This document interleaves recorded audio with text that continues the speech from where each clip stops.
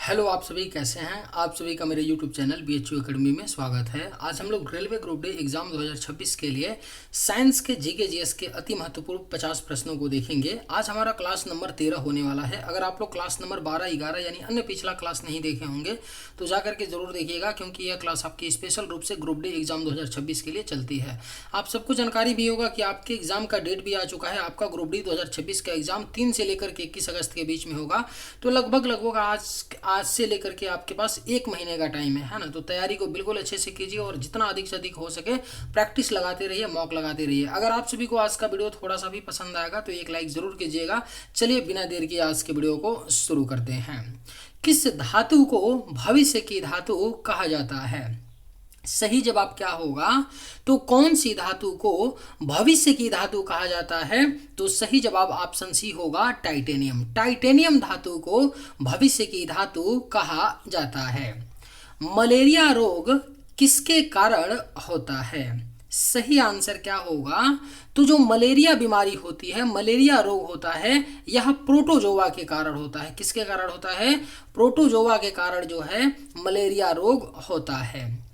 Refrigerator में किस gas का उपयोग प्रशीतन कूलिंग के लिए किया जाता है? बेहद ही महत्वपूर्ण प्रश्न है। जो रेफ्रिजरेटर होता है, फ्रिज होता है, इसमें कौन से गैस का उपयोग कूलिंग के लिए किया जाता है? तो सही जवाब होगा ऑप्शन ए, अमोनिया या फ्रियोन गैस। अमोनिया या फ्रियोन गैस का उपयोग किया जाता है कूलिंग के लिए रेफ्रिजरेटर में। हीरे का चमकना प्रकाश की किस घटना का परिणाम है? करेक्ट आंसर क्या होगा?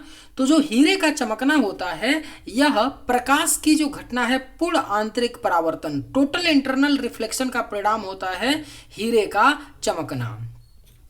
धोने के सोडे वॉशिंग सोडा का रासायनिक सूत्र क्या है? जो धोने का सोडा होता है इसका रासायनिक नाम क्या होता है? सोडियम कार्बोनेट होता है और रासायनिक सूत्र होता है Na2CO3.10H2O। क्या होता है?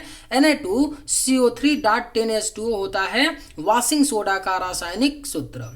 किस अधातु नॉन मेटल में धातु जैसी चमक होती है? सही जवाब क्या होगा?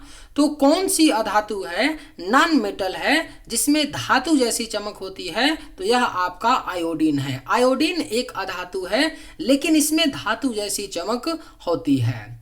टीबिया नामक हड्डी मानव शरीर में कहाँ पाई जाती है? पूछा गया क्वेश्चन है, कई बार क्वेश्चन ग्रुप डी में पूछा है। टीबिया नामक जो हड्डी होती है मानव शरीर के टांग में, कहाँ पर? टांग यानी पैर में पाई जाती है टीबिया नामक हड्डी। टमाटर का लाल रंग किसकी उपस्थिति के कारण होता है? ऑप्शंस हैं कैरोटीन, लाइकोपिन, एंथोसायनिन या मेलेनिन। सही आंसर क्या होगा? तो जो टमाटर का लाल रंग होता है किसकी उपस्थिति के कारण होता है? तो लाइकोपिन। लाइकोपिन की उपस्थिति के कारण जो है टमाटर का लाल रंग होता है। तारों की दूरी मापने की सबसे बड़ी इकाई कौन सी है? अगर आप लोगों को ये वीडियो पसंद आए तो एक लाइक जरूर कीजिएगा और अगर आप लोग इस चैनल पर नए होंगे तो सब्सक्राइब भी कर लीजिएगा ताकि इसी प्रकार का वीडियो सबसे पहले आप तक पहुंचता रहे। तारों की दूरी मापने की जो सबसे बड़ी इकाई होती है वह पारसेक होता है। क्या होता है? पारसेक जो है तारों की दूरी मापने की सबसे बड़ी इकाई है। पानी के अंदर हवा का बुलबुला किस लेंस की भांति व्यवहार करता है? करेक्ट आंसर क्या होगा? तो पानी के अंदर हवा का जो बुलबुला होता है यह अवतल लेंस की भांति व्यवहार करता है। कैसे व्यवहार करता है? अवतल लेंस की भांति व्यवहार करता है पानी के अंदर हवा का बुलबुला। पेंडुलम घड़ी सर्दियों में तेज क्यों हो जाती है? जो पेंडुलम घड़ियां होती हैं ना, वो सर्दियों में उनकी जो रफ्तार होती है तेज हो जाती है। ऐसा क्यों होता है? क्योंकि सर्दियों में पेंडुलम की लंबाई घट जाती है। पेंडुलम की जो लंबाई होती है घट जाती है सर्दियों में, इसीलिए पेंडुलम घड़ी सर्दियों में तेज हो जाती है। महान वैज्ञानिक आर्किमिडीज किस देश से संबंधित थे? जो महान वैज्ञानिक थे आर्किमिडीज जो थे वह कौन से देश के रहने वाले थे? तो ग्रीस, यूनान, ग्रीस के रहने वाले थे महान वैज्ञानिक आर्किमिडीज। याद रखिएगा, ग्रीस, यूनान। चूने के पानी लाइम वाटर का रासायनिक सूत्र क्या है? जो चूना का पानी होता है जिसको लाइम वाटर बोलते हैं, इसका रासायनिक सूत्र क्या होता है? तो CaO OH का ट्वाइस होता है, कैल्शियम हाइड्रोक्साइड होता है चूने के पानी का रासायनिक नाम और रासायनिक सूत्र होता है CaOH का ट्वाइस। पायरिया और दांतों की सड़न रोकने के लिए टूथपेस्ट में क्या मिलाया जाता है? बेहद ही महत्वपूर्ण प्रश्न है। पायरिया और दांतों की सड़न को रोकने के लिए जो है टूथपेस्ट में फ्लोराइड मिलाया जाता है। क्या मिलाया जाता है? तो फ्लोराइड मिलाया जाता है पायरिया और दांतों की सड़न रोकने के लिए टूथपेस्ट में। बिजली की आग को बुझाने के लिए किस अग्निशामक का उपयोग किया जाता है? करेक्ट आंसर क्या होगा? तो बिजली की आग यानी बिजली से लगने वाली आग को बुझाने के लिए कौन से अग्निशामक का उपयोग किया जाता है? तो पायरिन नामक अग्निशामक का उपयोग किया जाता है। पायरिन क्या होता है? कार्बन टेट्राक्लोराइड होता है। बिजली की आग को बुझाने के लिए पायरिन नामक अग्निशामक का उपयोग किया जाता है, पायरिन कार्बन टेट्राक्लोराइड का। मनुष्य की खोपड़ी स्कल में कुल कितनी हड्डियां होती हैं? सही जवाब क्या होगा? तो मनुष्य की जो खोपड़ी होती है इसमें हड्डियों की कुल संख्या 22 होती है। कितनी होती है? 22 होती है मनुष्य की खोपड़ी में हड्डियों की संख्या। विटामिन डी का रासायनिक नाम क्या है? सही जवाब क्या होगा? तो विटामिन डी का रासायनिक नाम क्या होता है? कैल्सीफेरॉल होता है। क्या होता है? विटामिन डी का रासायनिक नाम कैल्सीफेरॉल है। इबोला क्या है? इबोला जो होता है ये क्या है? इबोला एक बीमारी होती है, लेकिन इबोला क्या है? अगर इबोला की बात करें तो यह विषाणु वायरस से होने वाला एक बीमारी है। क्या है? इबोला वायरस से होने वाला, विषाणु से होने वाला बीमारी है। ध्वनि की तीव्रता इंटेंसिटी ऑफ साउंड मापने के लिए किस यंत्र का उपयोग किया जाता है? सही जवाब क्या होगा? तो ध्वनि की तीव्रता को मापने के लिए जिस यंत्र का उपयोग किया जाता है यह आपका क्या है? ऑडियोमीटर। ऑडियोमीटर का उपयोग किया जाता है ध्वनि की तीव्रता मापने के लिए। साबुन के बुलबुले चमकीले रंग के क्यों दिखाई देते हैं? जो साबुन का बुलबुला होता है वह चमकीला रंग का दिखाई देता है। ऐसा क्यों होता है? प्रकाश के व्यतिकरण के कारण। प्रकाश के व्यतिकरण, इंटरफेरेंस के कारण जो है साबुन के बुलबुले चमकीले रंग के दिखाई देते हैं। समुद्र में तैरते समय बर्फ के टुकड़े आइसबर्ग का कितना भाग पानी की सतह से ऊपर रहता है? महत्वपूर्ण प्रश्न है। जब समुद्र में बर्फ का टुकड़ा तैरता है ना तो उसका कितना भाग पानी की सतह से ऊपर रहता है? तो 1/10 भाग, यानी कि 9 भाग जो है, अगर 10 भाग है पूरा तो इसमें से केवल 1 भाग क्या होता है? ऊपर होता है बर्फ का, और 9 भाग क्या होता है? पानी के नीचे होता है समुद्र के बर्फ का। सिनेमा के पर्दे पर बनने वाली प्रतिबिंब किस प्रकार का होता है? जो सिनेमा के पर्दे पर प्रतिबिंब बनता है वह कैसा होता है? रियल इमेज होता है, वास्तविक प्रतिबिंब होता है सिनेमा के पर्दे पर बनने वाला प्रतिबिंब। एक्सरे पार नहीं कर सकती है। ऑप्शंस हैं त्वचा को, मांस को, हड्डी को या लकड़ी को। इनमें से किसको एक्सरे जो है पार नहीं कर सकती है? तो हड्डी को। जो हड्डी होता है ना उसको एक्सरे पार नहीं कर सकती है। रेडियोधर्मिता, रेडियो एक्टिविटी की खोज किसने की थी? सही जवाब क्या होगा? तो रेडियोधर्मिता की खोज जो है ना यह हेनरी बेकरेल ने की थी। किसने की थी? हेनरी बेकरेल ने की थी रेडियोधर्मिता की खोज 1896 में। फ्रांसीसी वैज्ञानिक थे जिन्होंने 1896 में रेडियोधर्मिता की खोज की थी। लेकिन अगर आपसे पूछे कि रेडियोधर्मिता शब्द को किसने दिया तो याद रखिएगा मैडम क्यूरी और पियरे क्यूरी ने रेडियोधर्मिता शब्द को दिया था, और इसीलिए मैडम क्यूरी, प्यूरे क्यूरी और हेनरी बेकरेल इन तीनों को संयुक्त रूप से आपका 1903 ईस्वी में, कब? 1903 ईस्वी में भौतिकी का नोबेल पुरस्कार दिया जाता है। तो याद रखिएगा रेडियो एक्टिविटी की जो खोज है वह हेनरी बेकरेल ने की थी। सभी अम्लों में अनिवार्य रूप से पाया जाने वाला तत्व कौन सा है? कौन सा तत्व है जो सभी अम्ल में कंपल्सरी यानी अनिवार्य रूप से पाया जाता है? तो यह आपका हाइड्रोजन है। हाइड्रोजन जो है यह सभी अम्लों में अनिवार्य रूप से पाया जाने वाला तत्व है। आभूषण बनाते समय सोने में कौन सी धातु मिलाई जाती है? राइट आंसर क्या होगा? तो आभूषण को बनाते समय सोने में तांबा मिलाया जाता है। आप सबको पता होगा कि सोना बहुत लचीला होता है, इसलिए बिना सोने में मिलाए कुछ आभूषण नहीं बनाया जा सकता है, और सोने में आभूषण बनाते समय तांबा को मिलाया जाता है। किस खनिज को मूर्खों का सोना फुल्स गोल्ड कहा जाता है? कौन सा खनिज है जिसे मूर्खों का सोना कहा जाता है? तो यह आयरन पाइराइड्स है। आयरन पाइराइड्स को मूर्खों का सोना कहा जाता है। समुद्र की लहरों में किस प्रकार की ऊर्जा संचित होती है? अगर आप लोगों को ये वीडियो पसंद आए तो एक लाइक जरूर कीजिएगा, और अगर आप लोग इस चैनल पर नए होंगे तो सब्सक्राइब भी कर लीजिएगा। जो समुद्र की लहरें होती हैं उसमें किस प्रकार की ऊर्जा संचित होती है? तो गतिज ऊर्जा होती है। समुद्र की लहरों में गतिज ऊर्जा संचित होती है। फिलामेंट लैंप द्वारा उत्सर्जित अधिकांश प्रकाश किस रूप में होता है? महत्वपूर्ण प्रश्न है।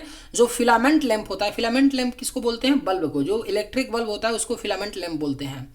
इसके द्वारा जो उत्सर्जित अधिकांश जो प्रकाश होता है ना, वह अवरक्त किरणों के रूप में होता है, इंफ्रारेड किरणों के रूप में होता है फिलामेंट लैंप द्वारा उत्सर्जित अधिकांश प्रकाश।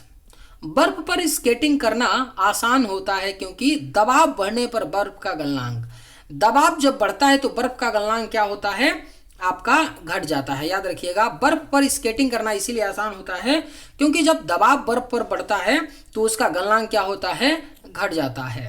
रडार का उपयोग मुख्य रूप से किस लिए किया जाता है? जो रडार होता है ना, इसका जो उपयोग है वस्तुओं की स्थिति और दूरी का पता लगाने के लिए, वस्तुओं की स्थिति और दूरी का पता लगाने के लिए रडार का उपयोग किया जाता है। पवन चक्की विंड मिल गतिज ऊर्जा को किस ऊर्जा में परिवर्तित करता है? सही आंसर क्या होगा? तो जो पवन चक्की होता है यह गतिज ऊर्जा को किस में परिवर्तित करता है? तो यांत्रिक ऊर्जा, मैकेनिकल एनर्जी में परिवर्तित करता है। पवन चक्की गतिज ऊर्जा को यांत्रिक ऊर्जा में परिवर्तित करता है। एक शुद्ध पदार्थ का गलनांक दबाव बढ़ाने पर आमतौर पर क्या होता है? याद रखिएगा, एक शुद्ध पदार्थ का गलनांक जो है दबाव बढ़ाने पर क्या होता है? बढ़ जाता है। यहाँ पे दिया गया है, अगर एक कोई शुद्ध पदार्थ है तो गलनांक दबाव बढ़ने पर क्या होता है? तो बढ़ जाता है। रेडियो तरंगे, रेडियो वेव्स का वेग कितना होता है? बेहद ही महत्वपूर्ण प्रश्न है। जो रेडियो तरंगे होती हैं इनका जो वेग होता है 3 × 10⁸ मीटर पर सेकंड, यानी कि 3 लाख किलोमीटर प्रति सेकंड होता है।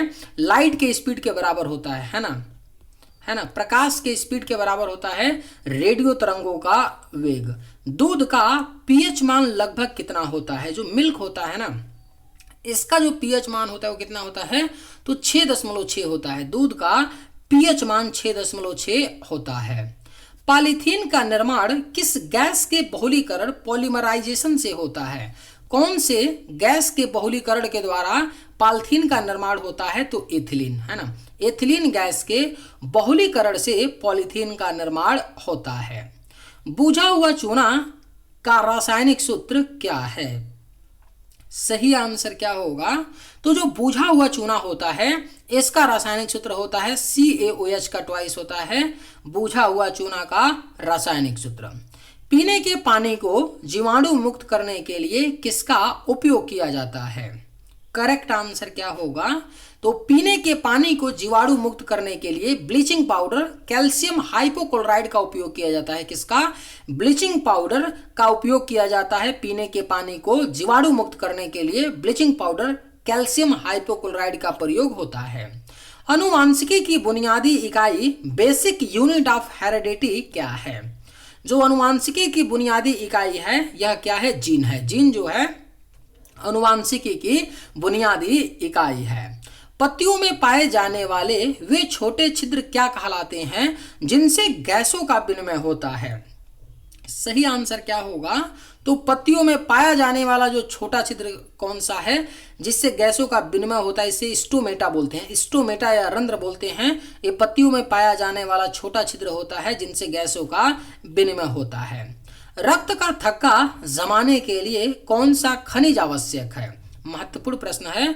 कौन सा ऐसा खनिज है जो रक्त का थक्का जमाने के लिए आवश्यक है? तो यह आपका कैल्शियम है। कौन सा है? कैल्शियम। RH फैक्टर का संबंध किससे है? जो RH फैक्टर होता है इसका जो संबंध होता है किससे होता है? तो रक्त से होता है। RH फैक्टर का संबंध रक्त से है। मनुष्य के कान में कुल कितनी हड्डियां होती हैं? जो मानव का कान होता है, मनुष्य का कान, इसमें हड्डियों की कुल संख्या 6 होती है। प्रत्येक कान में 3-3 हड्डियां होती हैं। कुल 6 हड्डियां होती हैं मनुष्य के कान में। हाइड्रोलिक ब्रेक किस नियम या सिद्धांत पर कार्य करता है?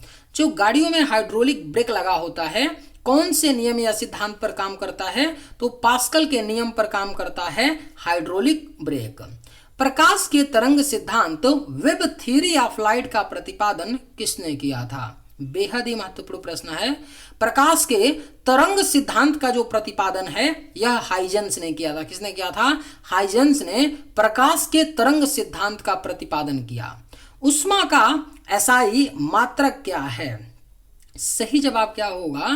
तो ऊष्मा का जो एसआई मात्रक होता है वह आपका जूल होता है। क्या होता है?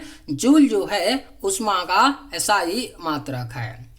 एक लेंस की फोकस दूरी 50 सेंटीमीटर है तो उसकी क्षमता क्या होगी, है ना? लेंस की क्षमता क्या होता है? P बराबर 1/f होता है। f क्या होता है? फोकस दूरी होता है ना? यहाँ पर देखिए f सेंटीमीटर में दिया है तो ऊपर क्या होगा? 1 की जगह 100 इसको किस में कर लेंगे? 100 सेंटीमीटर में इसको भी कर लेंगे। f का मान 50 दिया है, डिवाइड करेंगे तो 2 डायोप्टर आ जाएगा, है ना? प्लस 2 डायोप्टर आएगा तो उसकी क्षमता क्या होगी?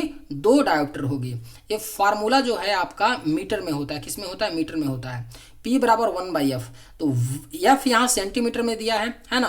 तो ऊपर जो आपका 1 है इसको हम लोग सेंटीमीटर में कन्वर्ट करेंगे तो कितना हो जाएगा? 100 हो जाएगा। तो आंसर क्या आएगा? 2 डायोप्टर। सौर मंडल का सबसे छोटा उपग्रह सैटेलाइट कौन सा है? कौन सा है उपग्रह जो सौरमंडल का सबसे छोटा है? तो डिमोस है। डिमोस उपग्रह सौरमंडल का सबसे छोटा उपग्रह है। साबुन के घोल का पृष्ठ तनाव स्वच्छ पानी की तुलना में क्या होता है? सरफेस टेंशन जो होता है साबुन के घोल का पृष्ठ तनाव स्वच्छ पानी की तुलना में कम होता है। याद रखिएगा, कम होता है। तापमान बढ़ने पर हवा में ध्वनि के वेग पर क्या प्रभाव पड़ता है? तो आपका वेग बढ़ जाता है। जब तापमान बढ़ेगा तो हवा में ध्वनि का वेग भी बढ़ जाता है। चलिए आज के वीडियो में बस इतना ही। अगर आप सभी को ये वीडियो पसंद आए तो एक लाइक जरूर कीजिएगा। थैंक्स।